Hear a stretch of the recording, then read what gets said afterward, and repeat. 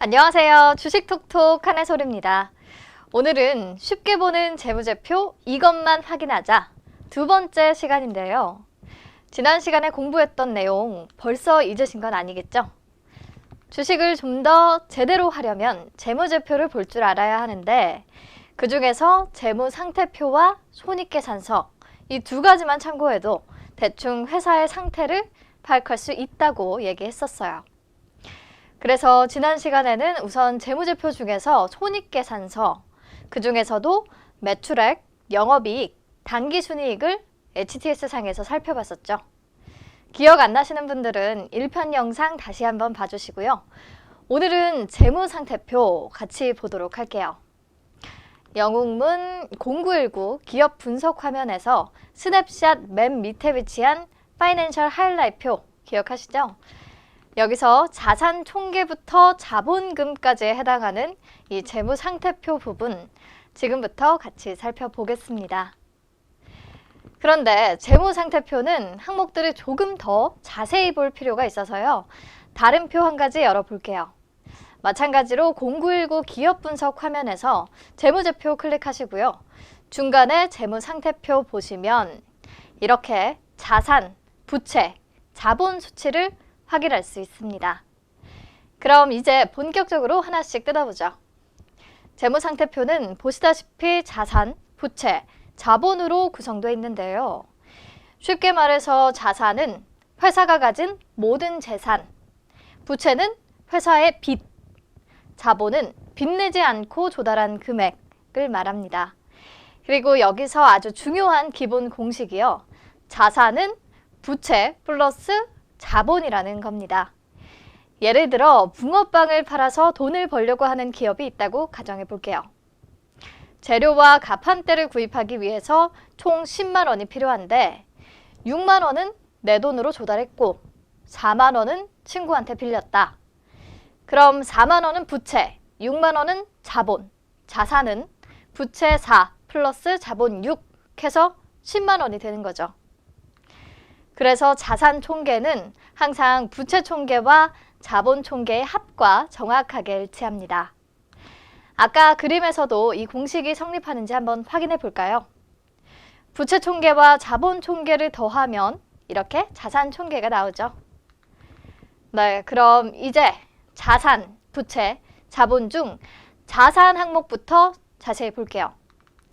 자산은 크게 유동자산과 비유동자산으로 나뉘는데요.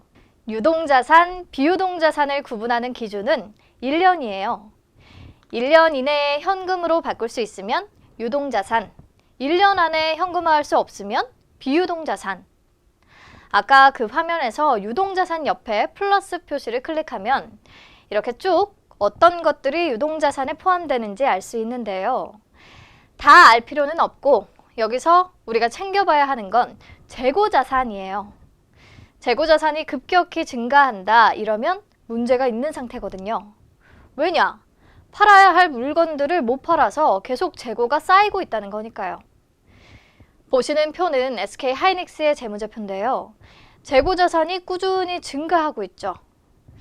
우리가 뉴스 통해서 너무 많이 들었던 내용인데 재고 증가로 인해 반도체 가격이 하락 추세다.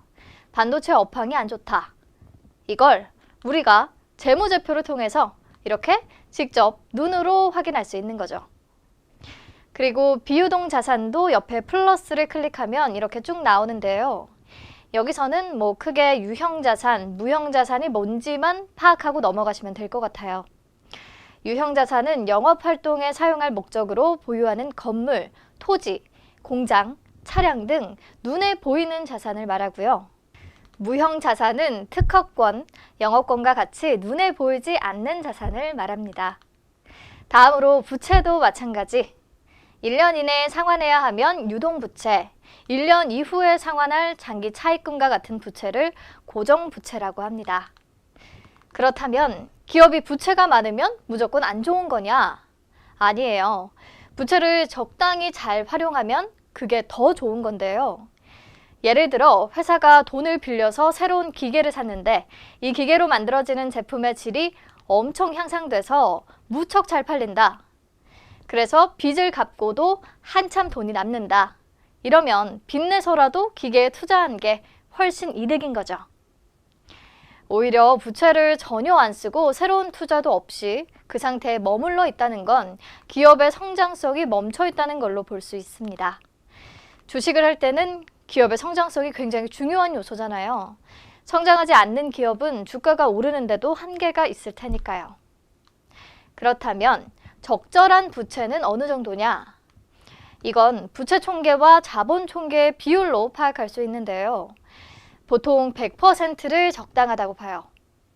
부채가 500%가 넘어서 600%, 1000% 이건 아주 심각하게 위험한 상태죠.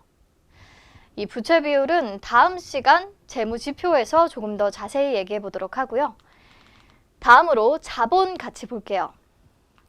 자본도 밑에 지배기업 주주지분율 플러스 표시를 클릭하시면 이렇게 구성 요소들이 쭉 나오는데요. 다 볼 필요 없고요. 아주 크고 단순하게 자본은 자본금 플러스 이익잉여금이다 라고 생각하셔도 됩니다. 여기서 자본금은 기업이 주식을 발행해 조달한 자금을 말해요. 그러니까 발행 주식수 곱하기 액면가가 기업의 자본금이 되겠죠. 이익잉여금은 회사가 영업을 통해 벌어들인 이익 가운데 주주에게 배당금을 지급한 뒤 회사 내부에 쌓아둔 유보금과 같이 회사가 남겨둔 돈을 말합니다. 여기서 이익잉여금이 굉장히 중요한데요. 이익잉여금이 많아야 회사가 배당도 많이 하고 또 무상증자를 실시할 가능성도 있기 때문입니다. 무상증자는 주주에게 공짜로 주식을 나눠주는 개념이잖아요. 어떻게 공짜로 주식을 나눠줄 수 있는 거냐면 그게 바로 이 이익잉여금으로 처리할 수 있는 거거든요. 이익잉여금에서 무상으로 발행할 주식수만큼의 금액이 차감되고요. 주식수가 늘어났으니 자본금은 딱 그만큼 증가하게 되는 겁니다. 자본 총계에는 변함이 없죠. 이해되셨어요? 이익잉여금에서 무상증자를 위한 비용이 차감됐고 딱 그 비용만큼 자본금이 늘어나는 개념입니다. 자본금 플러스 이익잉여금이 자본이니까 자본 총계에는 그대로라는 말이에요. 변함이 없다는 거죠. 보통 무상증자를 하면 주주들에게는 당연히 좋은 일이고 그래서 주가도 급등하는 경향을 보이잖아요. 그래서 기업의 이익잉여금이 중요한 겁니다. 보통 총 자본 대비 이익잉여금이 50% 이상이면 좋다. 성장주의 경우 30% 정도만 돼도 괜찮다라고 봅니다. 자, 그리고 지금부터 하는 얘기 아주 잘 들으세요. 자본금과 이익잉여금, 자본 총계 이 세 가지로 자본 잠식 기업을 걸러낼 수 있어요.